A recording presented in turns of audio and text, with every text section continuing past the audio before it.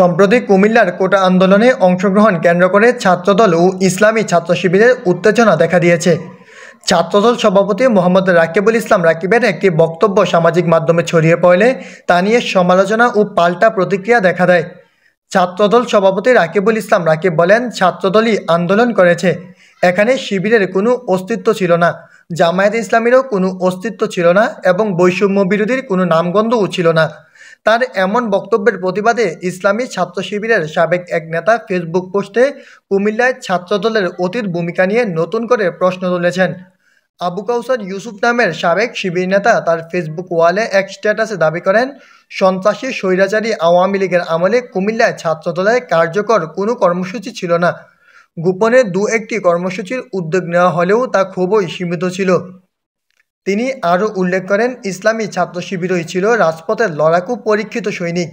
এমনকি আমরা নিজেরা ছাত্রদলকে সক্রিয় করার চেষ্টাও করেছিলাম, কিন্তু তা নানা কারণে স্থগিত রাখতে হয়।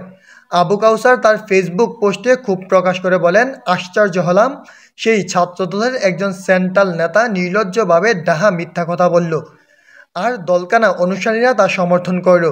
তিনি রাজনৈতিক পরিপক্কতার আহ্বান জানিয়ে লেখেন, শিবিরকে গালি না দিয়ে আদর্শ দিয়ে মোকাবেলা করুন, প্রতিহিংসার রাজনীতি থেকে বেরিয়ে আসুন, সত্য স্বীকার করতে এত কুণ্ঠা কেন?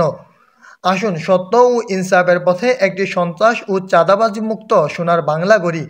এই ফেসবুক পোস্ট ইতিমধ্যেই সামাজিক মাধ্যমে নানা প্রতিক্রিয়া তৈরি করেছে। ডেস্ক নিউজ, বিকল্প টাইমস, কুমিল্লা।